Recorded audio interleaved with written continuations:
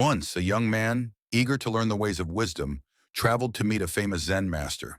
His heart was filled with excitement and his mind with everything he thought he already knew. The young man began speaking as soon as he entered the room. He boasted of the books he had read, the teachings he had studied, and the ideas he had formed. The Zen master sat quietly, listening patiently. After a while, the master picked up a teapot and began pouring tea into a cup. The young man watched as the cup filled, then overflowed.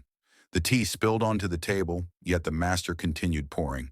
The Zen master looked at the young man and said, "Like this cup, you are full of your own ideas and preconceptions.